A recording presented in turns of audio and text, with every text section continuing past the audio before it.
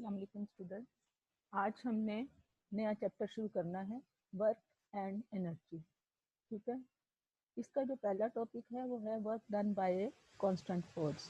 तो इसको पढ़ने से पहले हम एक कांस्टेंट फोर्स आपको का मतलब ये होता है कि अगर हम किसी काम पे फोर्स अप्लाई कर रहे हैं और उस वो जो है वेरी ना हो, ठीक है, हम कांस्टेंट फोर्स अप्लाई कर रहे हैं, तो जो फोर्स वेरी ना हो वो कांस्टेंट फोर्स है। अब आज के आर्टिकल पे सबसे पहले वर्क डन की डेफिनेशन ले लेते हैं।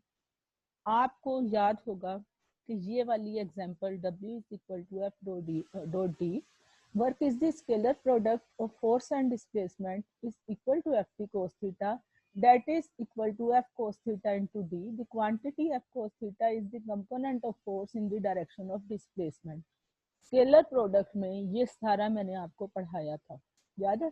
ये स्केलर प्रोडक्ट की एग्जांपल में पढ़ाया। ओके, अब पहले हम ये देख लेते हैं कि वर्क डन की डेफिनेशन उसने जो लिखी है उसको मैं पढ़ देती हूँ। आपने अपना आर्टिकल भी यहीं से स्टार्ट करना है। So the work done on a body by a constant force is defined as the product of the magnitude of the displacement, product ये magnitude of displacement है d, and the component of force in the direction of displacement f cos theta, component of force in the direction of displacement। पहले आपके definition लिखेंगे जब आपको exam में आता है, ठीक है, अगर आता है मेरा मतलब। तो आप पहले इस क्वेश्चन को अटेम्प्ट करते वक्त डेफिनेशन लिखेंगे, फिर आप वापस एक्सप्लेनेशन लिखेंगे। एक्सप्लेनेशन में अब आप लिखेंगे let us consider an object which is being pulled bye A constant force. ठीक है, और वर्क डन की डेफिनेशन मैंने आपको बता दी, कांस्टेंट फोर्स की बता दी। ठीक है, कि जो फोर्स वेरिएबल ना हो, चेंज ना हो। तो let us consider an object which is being pulled by a constant force F at an angle theta to the direction of motion. The force displaces the object from position A to B through a displacement D. अब हम अगले page पे चलते हैं। ठीक है, ये देखिए, फर्ज करें ये एक ऑब्जेक्ट है, इस पे थीटा एंगल से एक फोर्स लगाई जा रही है और उसको ऑब्जेक्ट को मूव किया जा रहा है या डिस्प्लेस किया जा रहा है from point A to B by applying a constant force, और डी डिस्प्लेसमेंट जो है वो तय कर रहा है। ठीक है, वो ऑब्जेक्ट तय कर रही है। सो ये लिखने के बाद आप फिर ये जो अभी मैंने आपको एक्सप्लेन किया है ये लिख लेंगे। अब यहाँ पे लिखा है can you tell how much work is done by is being done. ये क्या है? ये एक पेल है, ठीक है, इसको पकड़ के पर्सन जो है वो आगे की तरफ जा रहा है। ठीक है, अब पेल की डायरेक्शन देखें, इधर है, फोर्स की डायरेक्शन देखें, इधर है। ये v क्या है? ये rate of change of displacement होता है ना, डिस्प्लेसमेंट पर यूनिट टाइम। तो इसका मतलब है ये d ही है। ठीक है, तो f यानी इसको मैं f डॉट v लिखूं तो f dot d by t लिख लूंगी। तो f dot d is equal to F D cos of theta. तो इस f और इसके दरमियान कौन सा एंगल बन रहा है? 90 डिग्री का। तो जब मैं इस F D cos w is equal to F T cos theta में 90 डिग्री सब्स्टिट्यूट करूंगी तो work done will be 0, that is w is equal to F T cos 90 0। दूसरी एग्जांपल है ऑन द वॉल। अब ये एक बंदा है, ये वॉल पे एक कांस्टेंट फोर्स लगा रहा है। ठीक है, फोर्स तो एग्जिस्ट कर रही है लेकिन वॉल अपनी जगह से नहीं हिल रही, कोई डिस्प्लेसमेंट नहीं हो रहा, तो डी 0 है। तो इसका मतलब है कि वर्क डन इज अगेन 0। ये तो 0 वर्क डन की एग्जांपल हो गई। अब फर्ज करें कि आपके पास, ये तो हमें पता है from the definition of work we find that number 1 work is a scalar quantity, scalar product of force and displacement है, ये हमें पता चल गया। If theta is less than 90 degree, work is done and is said to be positive work। ठीक है, theta less than 90 होगा तो आप जो है लेस देन 90 का मतलब 30 लगा के देख लो इसमें।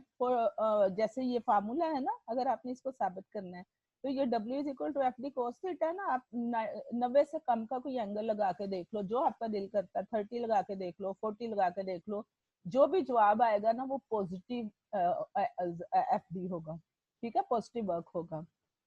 उसके बाद if theta is equal to 90 degree no work is done, ठीक है, वो तो नजर ही आ रहा है कि जब W is equal to F D cos theta, theta 90 लगाएंगे, कोस 90 0 होता है, तो वर्क 0 हो जाएगा। Number 3, if theta is greater than 90 degree, the work done is said to be negative. अगर मैक्सिमम आप नेगेटिव, अगर आप थीटा 180 डिग्री लगाते हैं तो क्या होता है, W is equal to F D cos 180 degree, cos 180 degree -1 होता है, तो W is equal to minus F D आ जाएगा। ये तो 180 के लिए मैं कह रही हूँ ना, जो उसकी वैल्यू के लिए, लेकिन आप वो कह रहा है कि 90 से अबव, ठीक है, theta is greater than 90 degree, 90 से लेकर 180 तक, या थीटा को 90 से बाद कोई भी वैल्यू आप लेकर लगा लो, ठीक है, 120 लगा लो, 120 के साथ W निकाल के देख लो, यानी W is equal to F D cos 120 से निकाल लो, W is equal to F D cos 150 से निकाल लो, किसी से भी निकाल लो, तो जवाब आएगा ना उसमें साथ नेगेटिव वैल्यू आएगी, ठीक है, क्योंकि वो नेगेटिव एक्स डायरेक्शन में चला जाता है ना, 90 से अबव 180 तक, ठीक हो गया। और बस और उससे ऊपर भी आप वैल्यूज लगा के चेक कर लो कि जब थीटा इज ग्रेटर देन 90 होगा तो वर्क डन नेगेटिव होगा। और SI unit of work is newton metre, ठीक है, नोन एज जूल। क्या है वर्क, एफ डी, ठीक है। मैक्सिमम वर्क क्या होगा, जब एफ और डी के दरमियान एंगल 0 होगा तो फिर W is equal to F D आ जाएगा, एफ डी कोस 0, कोस 0 1 होता है, तो W is equal to F D आ जाएगा। एफ क्या होता है, न्यूटन, और डी क्या होता है, मीटर्स, और इसको इसका यूनिट जो है वो न्यूटन मीटर है, and it is known as joule. इतना तो सारा वर्क का बता दिया। अब जरा इसके ग्राफ को भी हम पढ़ लेते हैं कि क्या है। फर्ज करें कि उसने डिस्प्लेसमेंट और फोर्स के दरमियान एक ग्राफ बनाया है। अब पॉइंट, ये जो ऑब्जेक्ट ए से बी तक इसको मूव कर रही है, फोर्स एफ लगा रहे हैं, एंगल थीटा है, तो हमने कहा है हमारा टॉपिक है the motion and work done by A constant force. तो फोर्स तो नहीं बदलनी, हाँ ए से बी तक डिस्प्लेसमेंट की वैल्यूज बदलेंगी। अगर उन वैल्यूज को हम ड्रॉ करें कांस्टेंट फोर्स के साथ, तो देखो ये डिस्प्लेसमेंट की जो भी वैल्यू होगी ना इधर पे वो तो बदलेगी, लेकिन कोस्ट फोर्स अगर यहाँ फर्ज करो डिस्प्लेसमेंट 1 मीटर है या 1 सेंटीमीटर है तो भी फोर्स की वैल्यू यही है, 2 सेंटीमीटर है तो भी यही है, मतलब फोर्स की वैल्यू नहीं बदलेगी। तो आपके पास इस तरह का ग्राफ आ जाएगा। अब देखें but he is saying when A constant force, यहां से देखें, when A constant force acts through a distance d, then the event can be plotted on a simple graph. The distance is normally plotted along x-axis and force along y-axis. In this case, as the force does not vary, the graph will be horizontal straight line. ये वाला graph बन रहा है, ये PQ, ये है graph सिर्फ आपका, ठीक है। Graph will be horizontal straight line या PQR, लेकिन बेसिक ग्राफ PQ ही है, ठीक हो गया। Next is if the constant force F newtons and the displacement D metres, ये लिखा हुआ है, ठीक है, are in the same direction, the work done is FD joules. Clearly shaded area in figure 4.3, ठीक है, is the work done. Clearly the shaded area in the figure 4.3 the also FD. ये इस फिगर में अगर आप इसको देखें तो ये जो शेडेड एरिया है ये एक रेक्टेंगल की तरह बन गई ना, तो दिस इज F ज़रब D, ठीक हो गया। Now hence the area under a force displacement curve, hence the area under a force and displacement curve can be taken to represent the work done by the force. इसको underline कर लो MCQ के लिए, यानी पहले मैंने आपको work बताया, उसकी डेफिनेशन बताई, उसकी एक्सप्लेनेशन बताई, work done by A constant force बताया, ठीक है।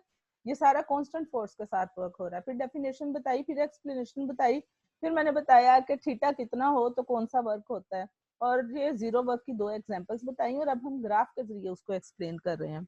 सो in case the force is not in the direction of the displacement, the graph plotted between f cos theta and d। ठीक है, अब फोर्स एंड डायरेक्शन हमने जो पढ़ा है ना, वो फोर्स और डिस्प्लेसमेंट एक ही डायरेक्शन में है।